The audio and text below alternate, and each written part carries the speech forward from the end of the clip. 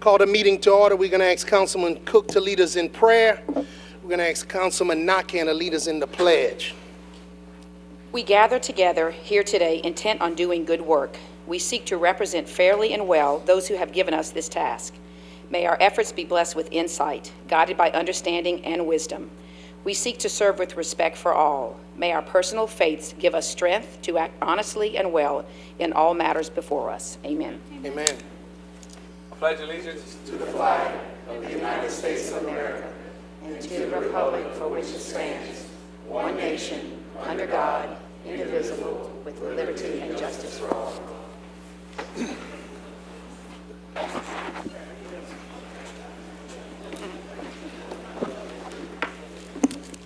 Thank you, members. We welcome you to the Lafayette City Parish Council meeting. We, as your representatives in the Lafayette Consolidated Government, welcome your involvement and encourage your participation.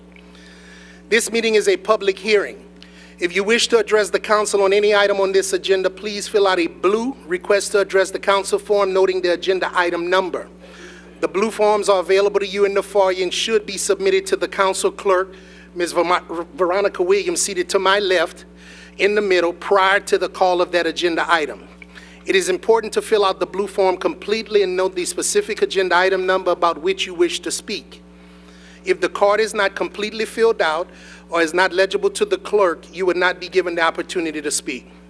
If you have materials you wish to submit to the council, please give those to Ms. Williams along with your blue form. In an effort to allow everyone an opportunity to be heard, the 5-minute rule will be in effect.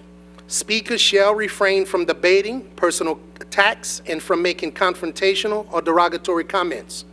I am requesting that the first row to my left be used for media only. And lastly, food and drinks are not allowed in the auditorium, and all phones and electronic devices shall be silenced from this point forward. I am also requesting that anyone who approaches the council state their name and title for the official record. Meeting procedures are by resolution and not by Robert's Rules of Order. Documents including agendas, ordinances, resolutions, and minutes related to this meeting and others are posted online at www.lafayettela.gov or refer to the web address on the top of the agenda. The council encourages your involvement and participation by volunteering for boards and commissions. If you are interested in finding out which board suits your interest, call 291-8800 or pick up a pamphlet at the door. Have a few announcements, members. You want to take note there are a few agenda items that are impacted by these announcements. Item number 7, ordinance 127-2017 relative to 3 damaged AEDs. Legal has requested an amendment to clarify language to reflect that the damaged AEDs will be disposed of and not sold. So there's a language change on item number 7. Item number 9, ordinance number 154-2017 relative to amending the fiscal year 17-18 budget for funds received from the DEA is being deferred for final adoption at the September 19th meeting until such time as the fiscal year 17-18 budget is actually adopted. So there will be a deferral on that. Item number 17, ordinance number 163-2017 relative to 6400 block of Johnston Street rezoning. Council member Hebert requests an amendment to change language to include certain conditions. Item number 17, Council member Hebert will have language to change some conditions in the ordinance. Would like to announce that there will be a celebration of recovery event, and that will be held tomorrow on August the 23rd from 11 a.m. to 1 p.m. at the George Dupree Center off of Pont de Mouton. It is the anniversary of the historical flooding of August 2016. This event was planned to provide an opportunity to honor the resiliency of survivors and the agency that have assisted them in the recovery process. I think all members have been invited personally. I think the mayor president is scheduled to appear at that event, and I think our very own Parks Department director is the keynote speaker. So that'll be on tomorrow beginning at 11 a.m. I would also like to wish the member from District 2, one of my colleagues, a very happy birthday, which he will celebrate on September the 2nd. Happy birthday to Jay Castile. 29, never look any better.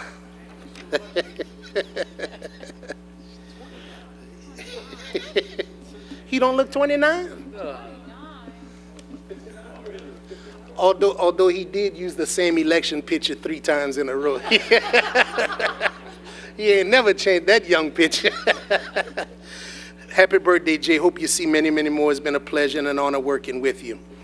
I do not have any announcements at this time, so at this point, I will open up the floor to council members. If you have any announcements, please indicate.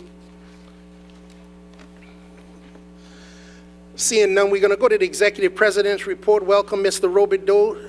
The mic is yours for any announcements you may have. Thank you, Mr. Chairman.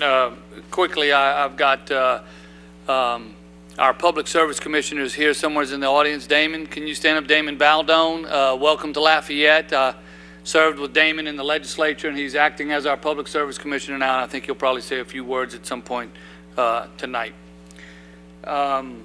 We have a proclamation. Is Carly here? The proclamation is where I'm proclaiming the week of August 21st through the 26th, Plan Lafayette Week. And Carly, if you don't mind, just kind of give us a briefing on exactly what that means. All right, thank you. Good evening, council members. I just wanted to let you know I've seen several of you this week at events related to Plan Lafayette Week, but we have a series of 10 events all around our status updates about the comprehensive plan, either things that we have achieved, things that we're looking at doing, or next initiatives. So we've had several workshops today. I know many of you are aware we had a workshop on new possible drainage standards. Yesterday we had a couple of workshops in the downtown area. We'll be doing a Project Front Yard Summit tomorrow at LIDA. We'll be doing several neighborhood and housing things on Thursday, and then Friday Friday and Saturday we'll be doing a Create Summit. So once we started Plan Lafayette Week, we found it was a great way to continue to kind of report on progress on the comprehensive plan, and so we appreciate all of your participation. If anybody has any information, all of the information is in several places: our Facebook page, planlafayette.com, and the LCG page. Thank you, Carly.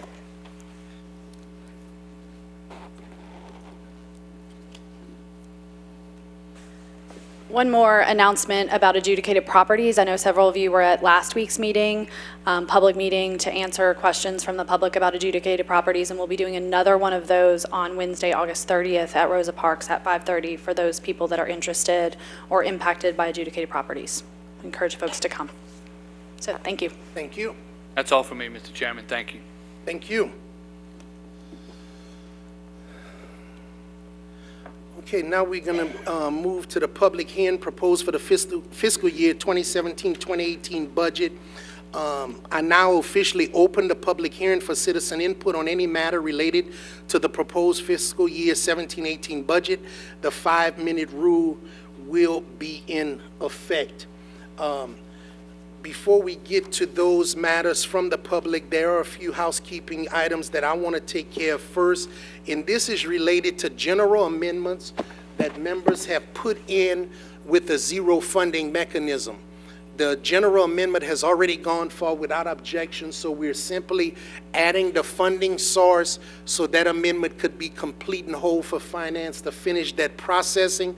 There is a couple of other matters that we'll have to hold over until wrap up because there's significant movement on those, so we will not address those. But we do have 4 items that we're able to clean up tonight, and I will read them as follows for the official record and for finance to implement these money sources. The first is as it relates to Councilman Cook's general amendment. She has identified funding needed for the directors for the therapeutic program. The amount is $15,000. Funds will be taken from the city general fund account for the directors.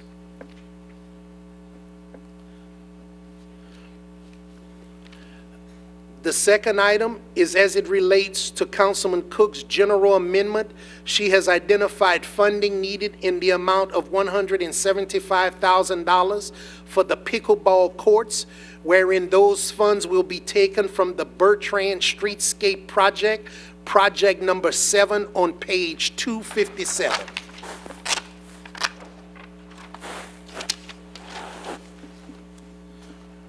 The third item is as it relates to Councilman Kunk's general amendment.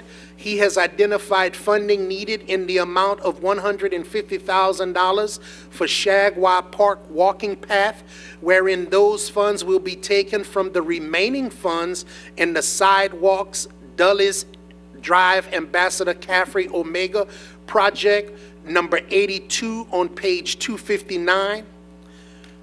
And for a reference, there is $200,000 in that remaining fund. In Project 182, only 150 of those are being used for this project. And there is a reason for that. The final tonight is as it relates to Kunk's general amendment. He has identified funding needed in the amount of $75,000 for Oak Lawn Park walking path, wherein those funds will be taken from a combination of remaining funds in 2 projects. The Sidewalk Dulles Ambassador Caffrey Omega Project 182 on page 259 using $50,000, and from funds remaining in the Ambassador Caffrey V8 Traffic Signal Construction Project 3 on page 257 using $25,000. Those are the funding sources for general amendments that were made during the hearing process. We're not going to have any council discussion on those. Obviously, those are subject to public comment tonight, and any other remaining matters as it relates to unfunded amendments. I think there are a couple of more on the books and some other changes. We'll take care of those at wrap-up in preparation for adoption of the budget. So with that said, we're going to now continue on with our public hearing. Madam Clerk, first speaker, please. Mr. Chair, the first of 6 speakers, Michael Scott Ferguson. For those of you who may be with us for the first time, you could use any one of the standing mics. Mr. Ferguson? Oh, there he comes.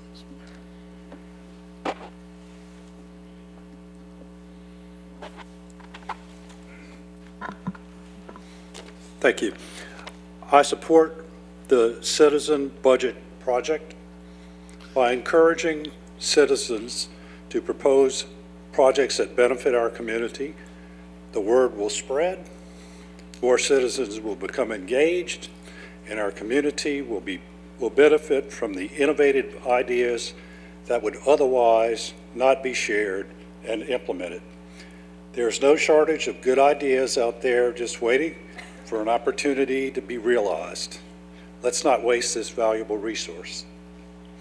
I'd also like to thank the council for passing the electric vehicle ordinance that recognizes electric vehicle parking spaces and charging facilities that should be provided by the city and discourages improper use of those facilities.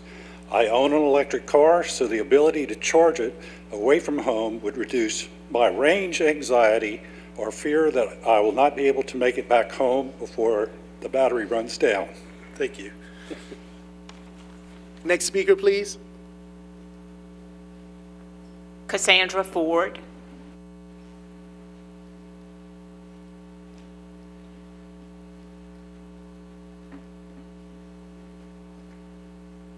Hi there. I've addressed you guys a few times before, and I just want to thank you again for giving me the opportunity to do so.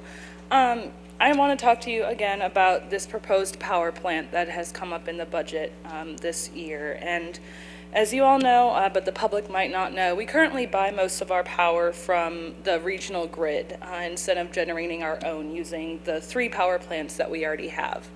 But if we propose this and build this new power plant, it's going to cost our city $120 million. And that's not only going to affect our taxpayers, but it's also going to affect how our government runs in itself.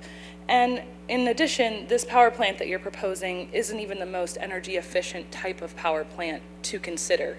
When you go through consultant gigs, you don't always get the results that show things like renewable energy or ways to make homes more energy efficient.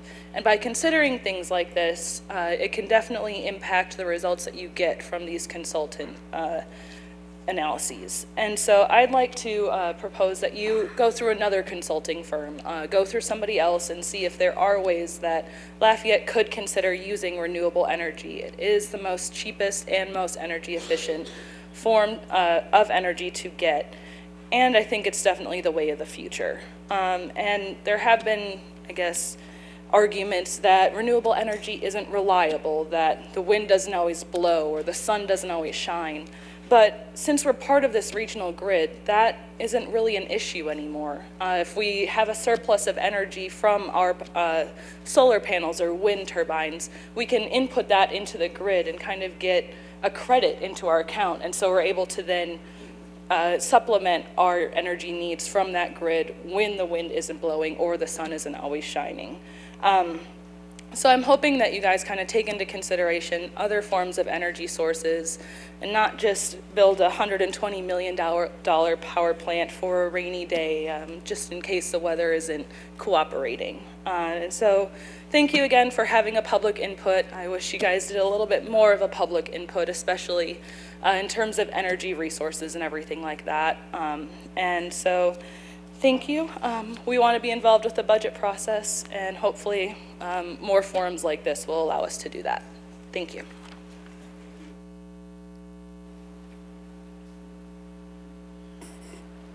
Next speaker is Dennis Sullivan.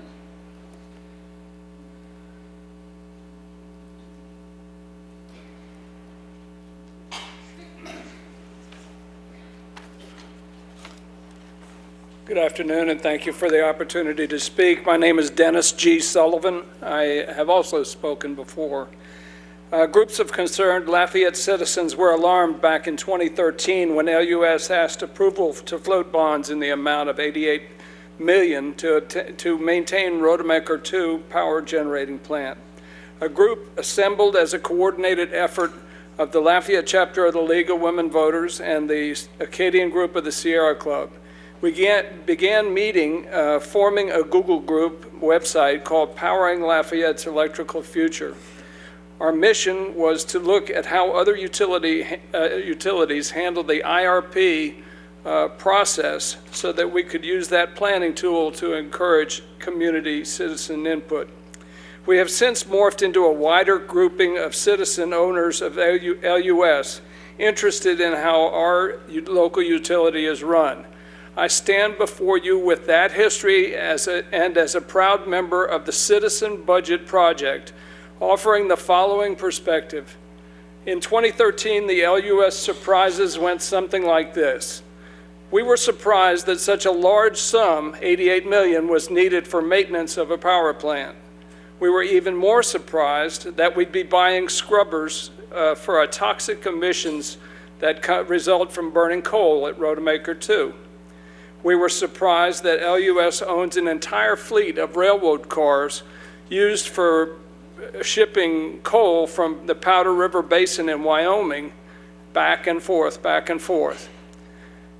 We were surprised that LUS could function like a privately owned company, answerable only to city parish council members who lacked the time to be more than a stamp of approval for the managers that they knew and respected.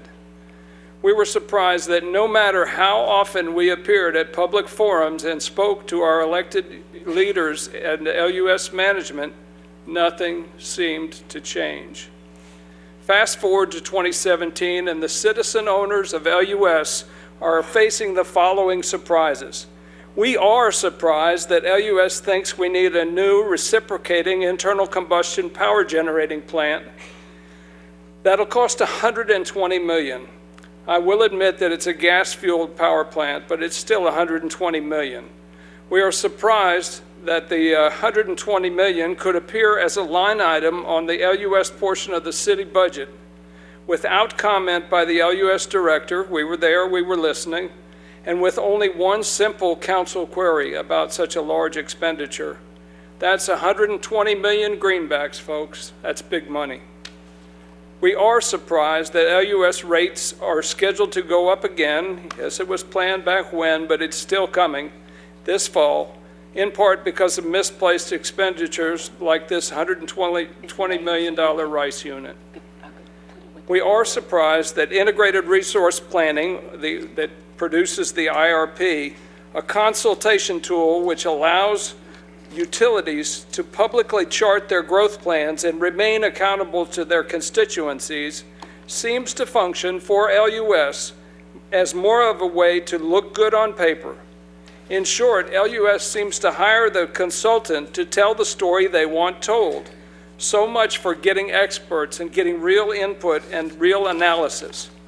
We are surprised that in other communities such as Lincoln, Nebraska, Austin, Texas, New Orleans, Louisiana, Colorado Springs, Colorado, Pasadena, California, Tucson, Arizona, and the Indiana-Michigan Power Group that we studied as our group, and there's a website you can look it up. We found remarkable examples of the kind of teamwork that shows the true functions of the IRP process can be for cities which believe in real active citizen input.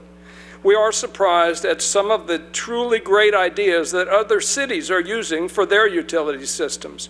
We are surprised that the time marches so quickly. We are surprised that we're still on coal and that we haven't begun selling those coal cars, that our rates are still increasing, that we're reluctant to use the efforts of volunteers from our community who are willing to work professionally under the guidance of LUS management to steer our utility into a slightly more 21st century path. We are surprised that a city parish council who we have come to respect for their hard work for the citizens of our community, for their seeming openness to input by their constituents, is satisfied to allow things to simply rock along. It is within your power to establish a Citizens Advisory Council to make LUS more responsive to the direction of its citizen owners. Thanks for your time.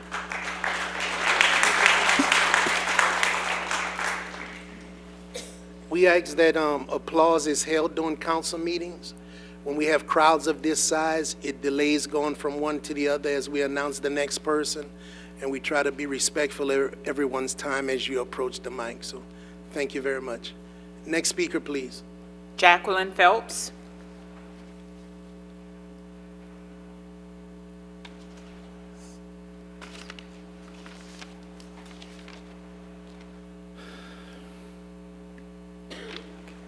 Good evening, council folk, Mr. Mayor President. I am a citizen of Lafayette. I'm in Bruce Conk's district. I am a supporter of the Citizen Budget Project, and I am here in opposition to the new $120 million power plant. I do not think this is needed. I do not think that a citizen-owned utility should decide on an expense this large without public comment of any kind. We know that the budget is prepared. We know we are here today to do that. But again, the budget is already prepared, and we know that. It also amazes me that a city that to me seems progressive. I moved here about 8 years ago from Austin, and this seems like a progressive city to me, would not, in fact, would exclude consideration of renewable sources of energy as solar, wind, and so forth. Are you aware that there are manufacturers in Louisiana manufacturing components for wind turbines in other states? As the oil and gas industry continues to let down Louisiana, leaving us in a perpetual boom and bust cycle, I think we need to look ahead and embrace renewable energy and embrace the city we can be, that its citizens want it to be. Progressive, forward-looking, and just a great place to live. Thank you. Thank you. Next speaker, please. Nell Han.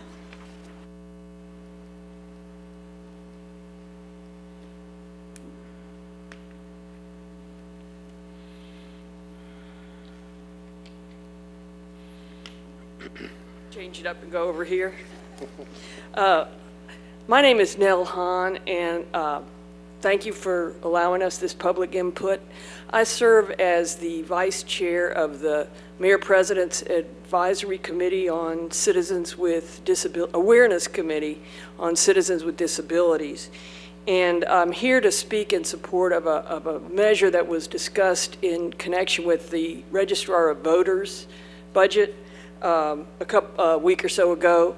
We came here and talked about the problems that existed with accessibility for people with disabilities at the early voting in the last election, because it was a very crowded election. It was very important to a lot of people, and people with disabilities had really severe problems in getting up to the registrar's office and casting their ballots. It was crowded. There's only one small elevator. They have to go to the third floor.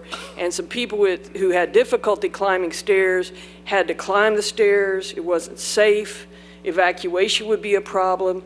This needs to be addressed. And I think the League of Women Voters presented a letter with some very constructive suggestions. Basically, we need to find another location, either an alternate location or an additional location that's fully accessible to people with disabilities. And the League of Women Voters will be asking the legislature to help the city with some of the costs of this, and I hope that they're successful. But whether they are or not, the city parish will be responsible for some of the cost of the data line, possibly the cost of some additional staff and security at this alternate location. And I would like to know, our committee would like to know, and the league would like to know if these costs have been estimated and if the council's prepared to put this into place, because it really is necessary. When I spoke before, the registrar said, well, people with disabilities can vote by mail, and that's true, and that's a good program, and we all know that, but that doesn't relieve the city parish of the obligation to make all the forms of voting accessible to people with disabilities, including early voting, because some people want to early vote, and some people may miss the chance to get their ballot by mail or may not know about it, and they deserve to have an equal chance to cast their ballot, and it's something this important needs to be dealt with. So I would like to know from the council if this is going to be dealt with. The other thing I'd like to talk about is it's the third year in a row that I've come before the council to ask for funding in the budget for accessibility improvements in the sidewalks downtown. There's the terrible, well, really all over the city, but especially downtown, terrible problems with the lack of accessible sidewalks and curb cuts. I understand that finally there is $800,000 in the budget this year that will be used to start addressing some of those problems so that we can expect to see some real improvement over the next year. I just want to congratulate you and thank you for that, and also say that the Americans with Disabilities Act was signed into law in 1991, requires all the programs of the city to be accessible to people with disabilities. This $800,000 is not going to do the whole job. It will do some of it, but I hope the council realizes that this is an ongoing problem that needs to be addressed in many areas of our city, and just hope that we can continue to work together constructively on this. I would like to say that I think these ideas about having a citizens budget project and having a more open budgeting procedure so that citizens can know more about what's going on in crafting the budget and can have input perhaps in other ways is a great idea. I think it would have been very helpful for the citizens on the advisory committee for people with disabilities to know more about the budgeting process. I found it kind of hard to deal with. So I'd like to endorse those views that have already been expressed. Thank you. Thank you. Next speaker, please. Michael Walden.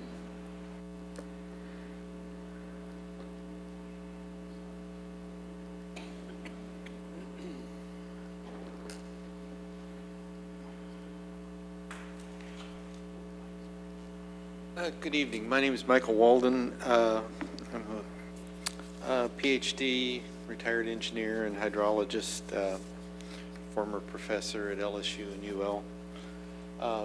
Tonight, first I wanted to ask you if you would suspend the rules and allow the people who are, I would like to ask you to suspend your rules and allow the people who got here late to speak on this issue. Both the parking lots are full, it's raining, and it was really hard to park, and I got in just under the line. So please allow the people who came to speak to speak. I am a member of the Citizens Budget Project, and I have 3 issues, not all with the Citizens Budget Project, that I would like to speak to you about on the budget. First is the Chico Aquifer. The city and LUS need to hold the principally responsible parties, the PRPs, accountable for the damage that they have done to our aquifer. You are the legal people who represent the public. You have the standing in court. You are our representatives, and you have the constitutional duty to protect us and to protect our property, which is that water in the Chico Aquifer. Second, on our prisons. Please don't expend more money building prisons when the question of how large our prisons need to be locally are still up in the air because of both statewide reforms and the lawsuit that's happening right now against the sheriff and a judge on the way that we set bail. Right now, half the people in our parish prison have not been convicted of anything. And that is just an insane thing to me. It seems just totally un-American that you can sit in jail for months and months without having any conviction. Third, I wanted to speak about the power plant. And I sent you a longer email to all the council members earlier today on this. Power production in the United States and around the world is just in a turmoil right now, and we don't know what the future is going to be really. There's massive uncertainty. If you're business people, and I know a lot of you are, you know that making a huge capital investment to increase your capacity when there's uncertainty about whether there's going to be a demand for that capacity in the future is a very risky thing to do. It is not the time to build a new power plant in Lafayette. There's great uncertainty, and that uncertainty comes in part because there are going to be new technologies that are just coming up. The cost of solar is dropping like a rock. The cost of batteries is dropping. It's not just LUS that can build alternative energy plants now. Others can build them. UL is building their own power plant, which is going to take and produce 10% of their power. Other large places like hospitals, apartment complexes around the world, these kind of places are also building alternative power and getting off the grid. In Australia, they're having, in Western Australia, they're having the problem that they call the death spiral of their electrical utility system, because they overexpanded when they shouldn't have. As they overexpanded, it became necessary to raise rates to pay for the construction. As they raised the rates, people dropped off. As people dropped off, rates had to go up because you had to pay for the construction. That's a fixed cost every month, you know, in your bonds. So as the rates went up, people dropped off. This is going to happen. This is going to happen in places around the country, and it could very well happen here. Don't right now build a $120 million power plant. That power plant is going to cost us $26 million in the next year alone. $26 million. If I'm right, and there are about 70,000 ratepayers, customers here, that's $370 for every customer who who buys their electricity from LUS. If you have $370, lower the rates. Give it back to us. Or start a program for energy efficiency with low-interest loans for us to weatherize our houses. Do something else with that $370. Don't take it out of us. Thank you very much. Thank you. Next speaker. And one final speaker, Blaire Miller.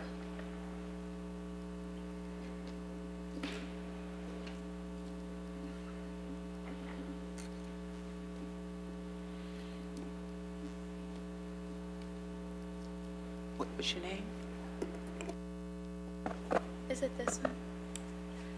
Hello. Has my 5 minutes started yet? Okay, thanks for just a second. Okay. Well, thank you for having us all tonight at the public hearing. My name is Blaire Miller, and I'm a part of the Citizen Budget Project, which is a community-driven group open to anybody in the public, open to the council. And we've been gathering since July. We've had 3 meetings, and in those meetings we went over the budget process of LCG, and we looked over last year's budget, and we've also gathered ideas about what the people want. So what kind of ideas they want, and through that we researched, and we're proposing a hard copy here from that research. We also, our goal is to be budget neutral. So in our proposal, we are suggesting these ideas in which it will save the council money, suggestively $4 million. And with that being said, we have that here, budget neutral, to save money, and also to improve our community. As far as that goes, that's okay for now. But I'm Simon Mahan's intern as well, and I'm letting you know that he was late because it was also raining and the parking lot's full. So I just ask that you consider that, and maybe allowing him to speak.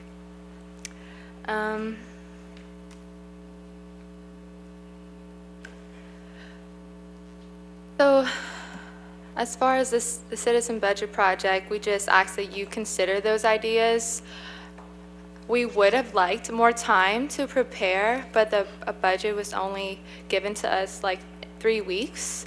The budget is hard to read. It's like a 400-page document, and things are hidden or hard to find. They're not text searchable, and so the average citizen would have a hard time looking through the budget and learning, okay, this has been here, this has been here. So we actually considered that as well, maybe proposing somebody to personally look into that and preparing that so citizens can read that more legibly. Lastly, public hearing.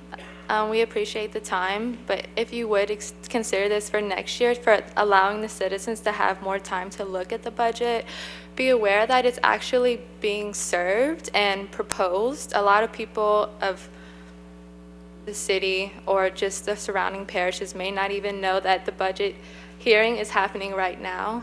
So we just ask that maybe we have somebody to be a coordinator of involving the community in that. But we do support, and we thank you for what you do. We thank you for your service and your time that you have been giving us, and stuff that we don't see. And I think that's it. I wish I had more, but I would like to submit this, and I thank you for your time. Oh, I do have one last thing. Oh, how can I forget? I'm an environmental science major at the university. And a part of that, part of my passion is considering the environment and what we choose to do, and considering the future generations. And as far as the $120 million power plant, I just ask that you please consider what happens in the future if we were to place that here now. How long would that last, and is that really sustainable for the environment and for our children? And I also support renewable energy. I want Lafayette to be green. We want to be progressive. We want to be knowledgeable of what's going on for the future and good ideas, and to be a better city overall. So thank you all again, and God bless America. Thank you. Thank you. Mr. Terrio? Is it Ms. Miller? Yes, it is. Ms. Miller, just wanted to, you'd mentioned something about saving $4 million. Yes. If you don't mind, I'm sure the council would be more than happy, and so would the taxpayers of Lafayette. So Okay. any suggestions that can save $4 million a year, by all means, submit that paperwork to our council clerk to make sure that we're all aware of it. Well, thank you so much. And if you have any further questions, I'm not the expert in that, but you can direct any questions as far as budget saving and stuff like that to Mr. Simon Mahan, if you don't mind. Thank you. Thank you, ma'am. That's all I have. Thank you. Janet Pico, she signed in, did not wish to speak, but noted her opposition to the proposed power plant. However, she expressed her support for renewable energy. That concludes the blue card for this item. All right, thank you very much. With that being no additional comments, I'm going to now close the public hearing on the budget. What is our wrap-up date? The wrap-up date is August 31st, And adoption date, please? September 7th. Okay, thank you. The wrap-up is at 1 o'clock in the afternoon, and then the budget final adoption, September 7th, is at 5:30. Okay, thank you very much. We're going to now move to comments from the public. Do we have blue cards for general comments from the public? Okay, thank you very much. This portion of our meeting is an opportunity to make your voice heard before the council, the administration, and the public. This is the time to speak about topics that are not included as agenda items. As I noted earlier, requests to make comments specific to an agenda item should be made prior to the call of that agenda item by completing a blue request to address the council form for each agenda item which you wish to address, with that agenda item number noted on the blue form. Please, we request that all matters regarding specific city parish employees be directed to the administration and that it is not addressed at this public forum. We as a council have a concern for the privacy and protection of government employees. With that said, however, if your concern is not resolved in an expeditious or satisfactory fashion, there are other avenues which you can pursue, and we ask that you follow up with the council office. Also a reminder, confrontational statements and or threats will not be tolerated. We ask that you conduct yourself in a civil manner and with the same courtesy that you would expect of others, and the 5-minute rule is in effect. May we hear the first speaker, please? First speaker, Dr. Olivier Shetland de Pronvert.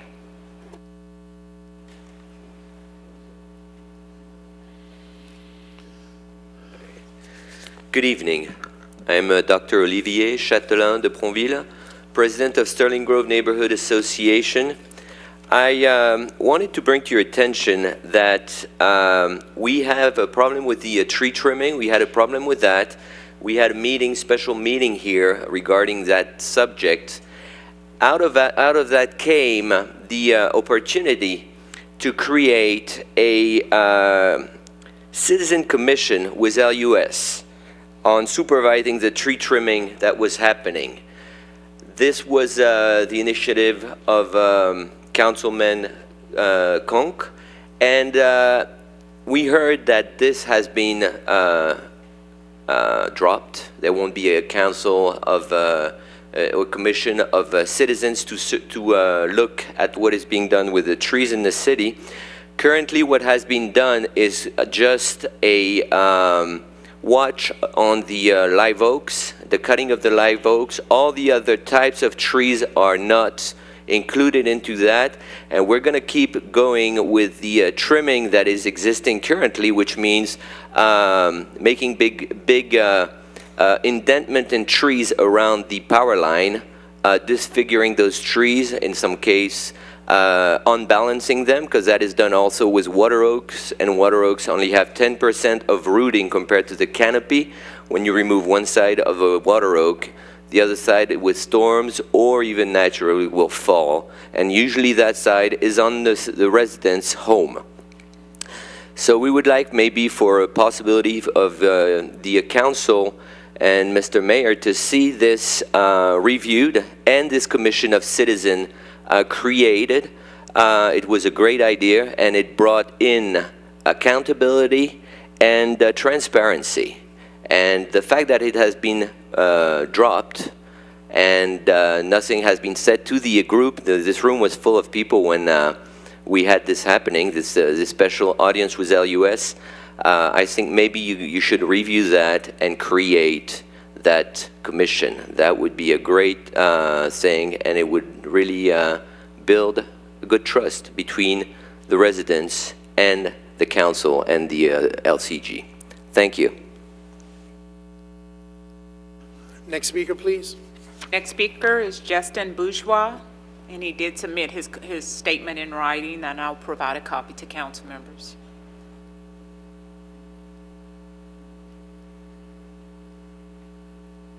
Good evening. My name is Justin Bourgeois. I am an insurance consultant, and basically I just wanted to make y'all aware of some ways that we were able to save money in Terrebonne Parish. They're about half the size of your current employee population, about 1,206 employees. We're able to save $962,000 in the first 6 months with our pharmacy benefits, 100% pass-through process for our PBMs. We went ahead and we contacted Lafayette Parish and had a meeting on May 2nd about it. We've had lots of communication about it, and there's no real complaints except we actually have a PBM consultant was hired for Lafayette, and it never went out to bid. We've maintained, and I'm aware that Express Scripts has been able to cut back. What I'm looking at is on the 10th we made a public records request. I also have some attachments for that. Some of the things that I was going to show y'all were the actual homework would maybe be what we sent over that we requested. We also sent in an attorney general's opinion about getting this information. And I also have a little presentation that kind of guides you through it, because usually it's probably a 30-minute conversation, gets a little bit in the weeds as far as what we do. Based on per member per month versus where we are with Terrebonne Parish, I believe that you still leave a lot of money on the table with your current pharmacy benefits manager. The general premise is that you have your traditional PBMs, some of the wealthiest companies in the world, and what they're doing is they have up to 42 different revenue streams that they can make on a single prescription. We propose a model that you only make one revenue stream. Per prescription, you get paid. Everything else is a cost savings model. There's 53% profit in a traditional PBM for mail order, 27% on the spread, 17% on the rebates. We pass 100% of those rebates through. So when I'm here, I'm trying to represent at least 3 people or groups of people beyond myself. One of them will be the taxpayers of Lafayette. If we would like to look at this data so that we can show or attempt to show savings for the taxpayers in this parish. Number 2, we'd like to give better access to your employees to pharmaceutical care. And number 3, we would like to have some of that money that's being spent from the parish go back to the parish in the form of income given to your local independent pharmacists that on average, for every dollar that they spend, will go ahead and regenerate 8 times within that individual parish. So we also have independent pharmacists. I've spoken with drug wholesale, Louisiana organizations, and lots of different independent pharmacists, because I understand, first and foremost, our responsibility is to the client, which hopefully one day would be Lafayette Parish. But secondarily, we have to do the right thing in our communities. And so we're attempting to do that, to show a fully pass-through PBM model. Like I said, we're able to save 36.4% on the pharmacy. I understand that you can cut between 10 and 16% by causing more disruption and lowering the price on the current model.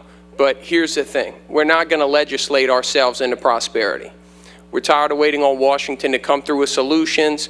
Will there be reform? Will there not be reform? PBM models are the third of a three-wave system. Do you think that they're ever really going to be taken care of with the type of lobbying money that they have out there? The independent pharmacists can't fight it. It's being broken on the back of theirs, and eventually one day I'm going to be going to a CVS and you're going to be going to a Walgreens, and that's pretty much going to be it. So I'm trying to leave a legacy, keep a business model, a Main Street business model, and bring that to these parishes across the state. They've got 64 parishes, right? I've gotten 11 denial letters from attorneys on giving me this information. That's why we've pursued Attorney General's opinions. I know I have a lot of parishes that don't understand how to go about this. And so I'm here to help. I'm here to educate them. I don't want to be, pushy or come off or blame people. I just want to see that this model gets an opportunity, because what I want to do is, if you gave us the information, then I would say you might have been competitive. But the deal is they don't want to give this information to us because they know that we're going to beat their pricing, and a lot of these companies are owned by 700 independent pharmacists is one, and the other was another independent pharmacy group. So my thing is that they're just trying to do the right thing in the communities, and they've come up with a better model.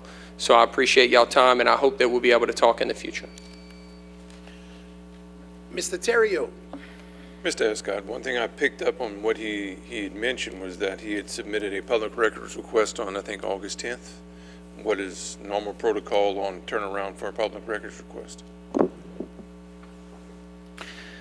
Depending upon the extent of the public records request, the initial response under the statute is 3 days, which does not require the actual response, but only a return response of when we would anticipate a response being made.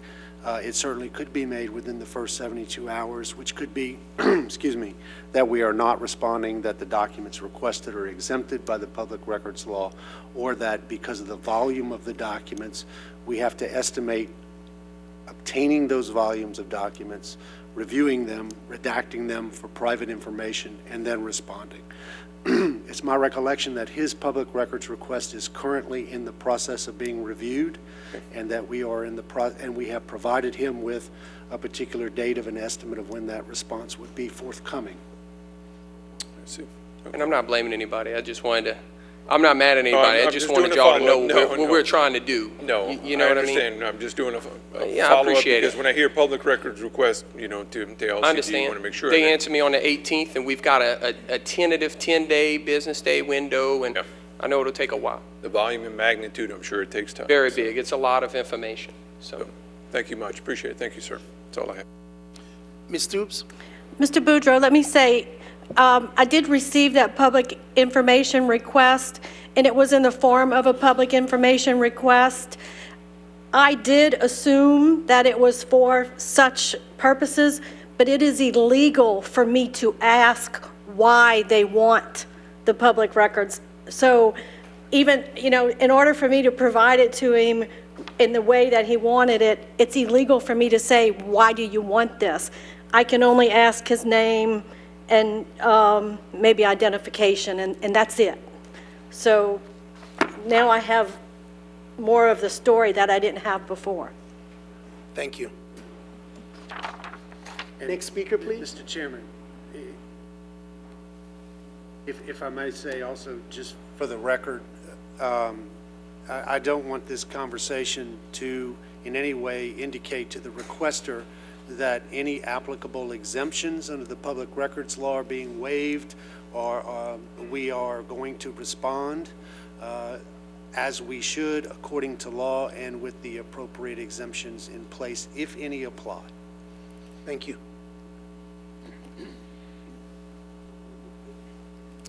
Next speaker, please. Errol Duplantis Jr.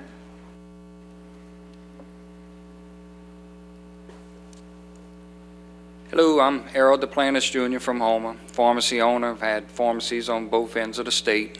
I represent the state of Louisiana in a few different capacities when it comes to pharmacy. President of state organizations and some of your drug wholesaler boards and stuff of that nature. we started educating Mr. Lowell quite some time ago. Been very helpful and responsive and some good communications. What I can tell you is that this is a conversation that a lot of folks just don't understand, and I'm not saying he didn't understand it, but I'm talking about in general, okay? That's why all our health, when you say, why is the cost of health care so expensive? Why is my prescription so high? And I'm not saying this just as an independent pharmacist. I'm talking about for our communities, okay? It's all tied up into Wall Street. All these deals that are taking place in each sandbox, each community, each employer group, there's more money changing hands per prescription under the table than you and me ever dreamed of. And that's where a big chunk of the high cost of health care is at. And that's why $600,000 a day is keeping Washington wrapped up to have drugs talked about last instead of first, okay? So I can go off in a lot of tangents with this stuff, and it gets deep real quick. I'm very passionate about it. Y'all getting the light version. I gave St. Mary a full blast the other night, and they turned around and said, give that man the information. So anyway, it's unique to be up here because we're talking about something way ahead of the Washington conversation.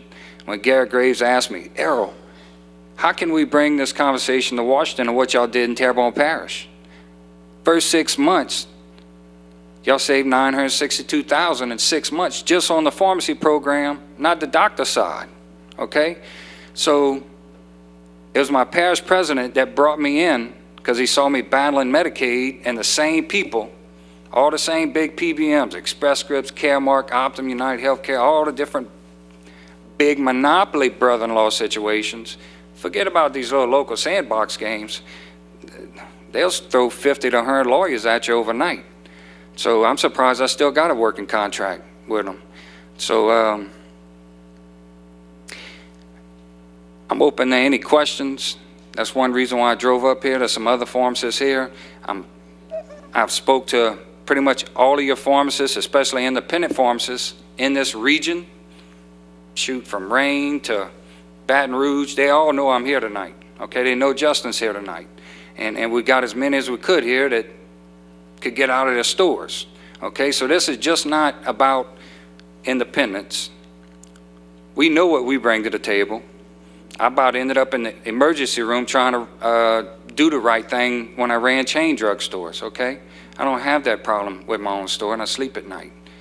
And so I can tell you that in Terrebonne Parish, one instance, just to say, so the tax dollars are back, we're keeping things local. Those drugstores that wanted to be greedy on the drugstore level, nobody knew. I didn't know either. They had 3 of them, 3 of the main big boxes, getting an extra $7 a prescription on the back side that nobody knew about under the table from the insurance company, okay?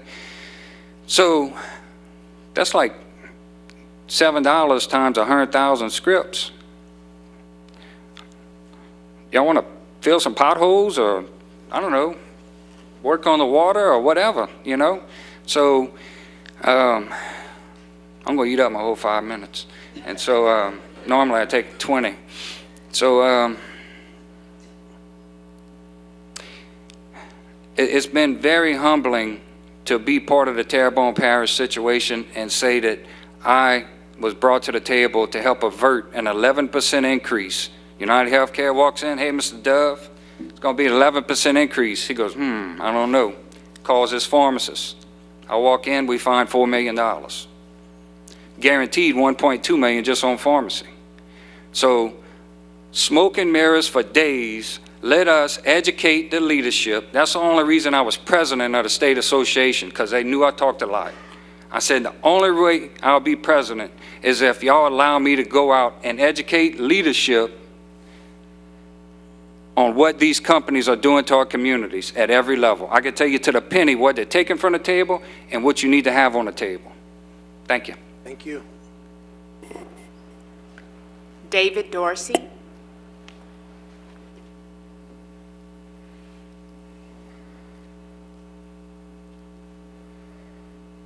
Good evening, Council. My name is David Darcy. I am on the Board of Directors for the Louisiana Independent Pharmacy Association, and I do sit on the Board of Directors for Louisiana Pharmacists Association. I live in Broussard, and I do have my own store in St. Martinville. And just to piggyback off of what Justin and Errol both say, if you guys know of independent pharmacy in your neighborhoods that you use, go and talk to them. You know, not just about what they can tell you, what goes on. We see the flip side to what the average person doesn't see. We see when we process prescription claims, what's going on. And there's a company in Louisiana. I'm not here. I don't work for them. I don't endorse them. But they're a pass-through PBM. We have our own company in the state of Louisiana that's a pass-through pharmacy benefit manager. They charge a flat fee per prescription. They've done it in St. Martin Parish. They've done it with the school board. And in the first year of implementation, the St. Martin Parish School Board is the single largest employer in that parish. They saved them $500,000. That's big for a little parish like St. Martin. I can't imagine what the potential is for a parish like Lafayette Parish with the population that we have here.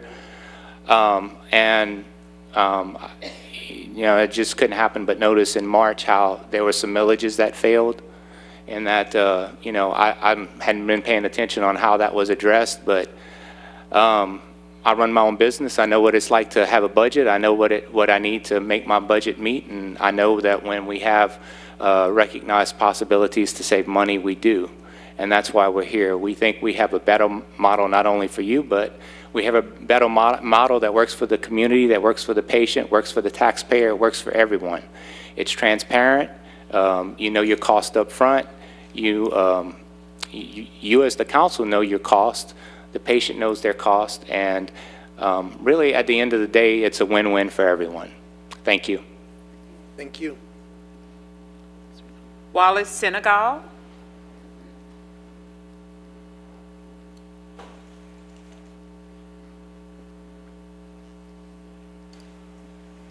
Good evening to the council and Mayor Robideau and everybody's concerned.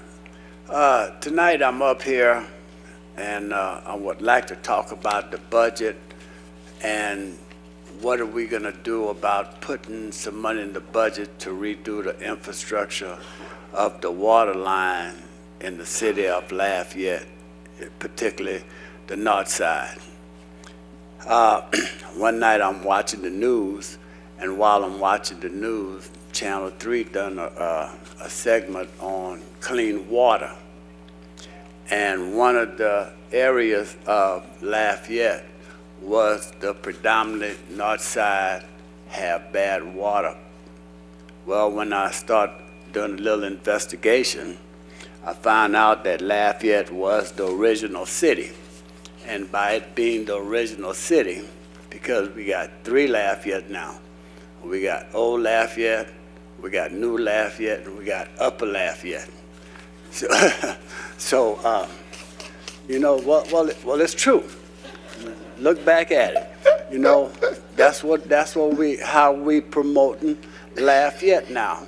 You know, and the thing of it is, we do have one of the early infrastructure of water lines, and what they're telling me that the water lines are old. They made out of galvanized pipe, cast iron pipes, and everything else. And we're supposed to be having the modern version now of plastic. So we got a lot of bad contaminated water here in the city of Lafayette. So I want to know, you know, or maybe put it to where we might start talking about it and considering the water system in North Lafayette. Thank you, gentlemen. Keep up the good work. That's a Fort Lafayette, though. North. Oh, we got a Fort one? Well, you said North. You said there was Old, New, and Upper, but you're asking for something in North Lafayette. Yeah, well. A Fort Lafayette? Well, no, I'm asking for the inner city. So that's the Old Lafayette? Yeah, that's the Old Lafayette. Thank you. All right. Next speaker, please. Damon Baldone.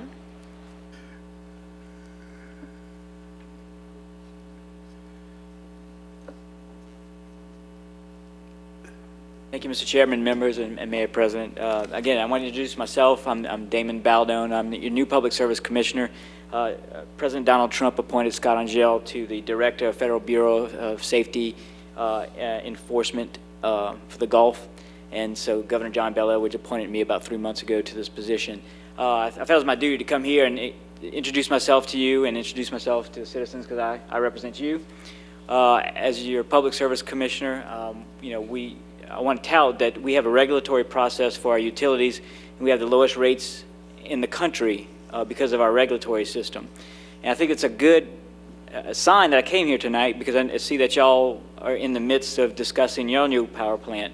And that's what we do all day long. When a privately owned investor company wants to build a new plant, that's what we do. We evaluate it, make sure it's in the best interest of the public, and get the best rate. So what I want to do is offer to you services the Public Service Commissioner, because we have 100 staffers. That's what they do. They sit there, they evaluate, they look at the numbers, they know the best practices. So if there's anything that we can help you out and assist with, we do this for all over the state. We'd be happy to lend our expertise to you when you're making this very difficult decision. Again, I represent 13 parishes now, so but my main office is here in Lafayette. It's 108 Exchange Place, Suite 290. This is my home office. I'm here in Lafayette probably 2 times a week. If you need me, feel free to call anytime. Susan Benoit is my executive assistant. Her husband is Robert Benoit. I think most of y'all probably know. But I wanted to advise you of a program that it's not any of your fault, but when I first got appointed to this position, I have to award energy efficiency programs. Each commissioner gets a pot of money to distribute based on applications. And unfortunately, Lafayette didn't have any applications for this grant money that I'm entitled to give. And it's not your fault, it's because they didn't really advertise it. Last year, I think it was the first year, it wasn't publicized, so I think it's my duty to bring it to you so you can apply for next year. Under each utility bill in the state of Louisiana, there's a 5%, for the investor-owned utilities, there's a 0.5% goes to energy efficiency programs.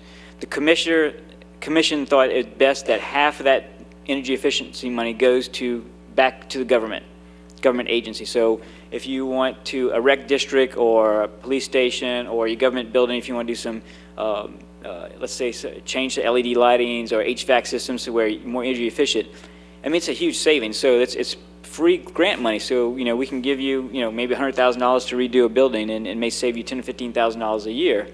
So it's an excellent program. I'm going to leave I'll leave some applications where each one of y'all will have explanation of what it is. I want to make sure to apply for it so next year that I'd be happy to come bring you out a check. And also, we have a program that goes to the citizens too. So I'm working on a program that hopefully to elderly, fixed income, low income people, we can get some energy efficiency programs. Because if we can get there, save them $20, $30 a month on the electric bill, that means sometimes food or medicine, as we heard tonight. And I just want to, we did have that program in Terrebonne Parish, I know both those gentlemen, and we were happy that we saved $962,000 in the first 6 months. So I hope you give those guys a shout because I think it's good to keep the money in your parish and save your taxpayers some money. So anyway, again, I'm open to you. Whenever you need me, you have my cell phone. You'll see me. Don't worry. I'm going to be engaged in Public Service Commissioner. I served my 3 terms in the House of Representatives. I finished in 2012 and went back to my law practice and the other businesses that I own. And now I'm back in the public. I want to be able to serve you. If you have anything you need, call me. I appreciate your concerns. And I'm not going to be somebody that goes off. You never see me again. You'll see me several times a year, I'm sure, if not more than that. So thank you very much. Thank you, and we look forward to you bringing that check next week. Next year. You got to apply for it next year. That's what you said, right? Well, next year. Thank you for coming. Next speaker. Joseph Katz.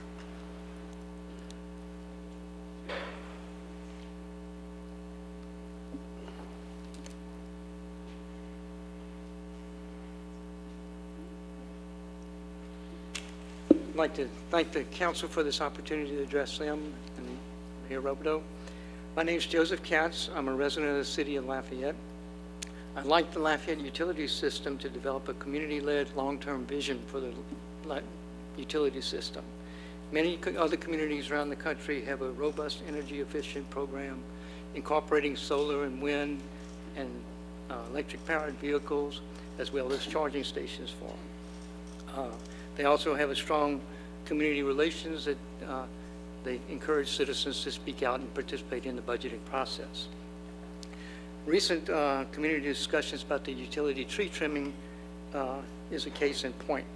Many of our community were unhappy that the tree canopy was being shaped around the power lines, I would say rather drastically, and so LUS said, well, we can maybe look at coming and trimming the live oak trees every other year instead of every 4 years. But the other trees, they still are going to go on a 4-year basis. In Austin, Texas, I believe they have a program where they'll clear the existing trees that are too big from the power lines 15 feet away from the power lines, and then offer to replace it with a smaller tree that's 15 to 20 feet and doesn't interact with the power lines at all. This utility system gives a homeowner a voucher to plant these trees, and they can go to any local nursery and get these species of trees. Other things that you need to have community input on a host of reasons to maintain our urban forests, such as watershed.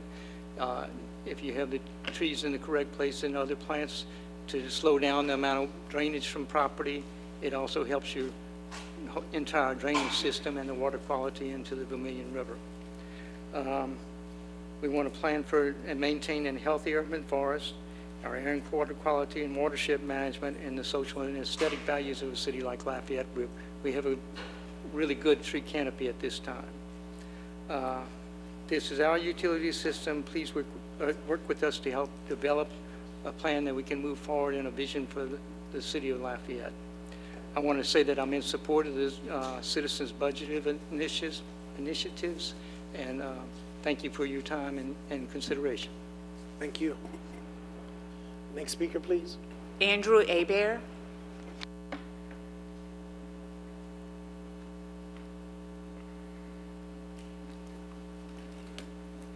Good evening. What a golden opportunity. Plan Lafayette. I suggest, since we had that large crowd about the trees, that perhaps LUS could send a brochure to all the customers about where they should be planting those trees for the future of our community, where the trees would not interfere with the power lines or the sewer lines or the water lines. It's a golden opportunity. You have everyone's attention on the trees. So now is a perfect time to act. I've been coming here since March, trying to figure out how the City of Lafayette property taxes are being controlled by unequal representation on this council. And Bruce, you said that the City of Lafayette shall continue to exist as a legal entity. So I looked up the City of Lafayette's general alimony tax. Now, I didn't prepare it, but I would like to know, when was the last time we voted on an alimony property tax?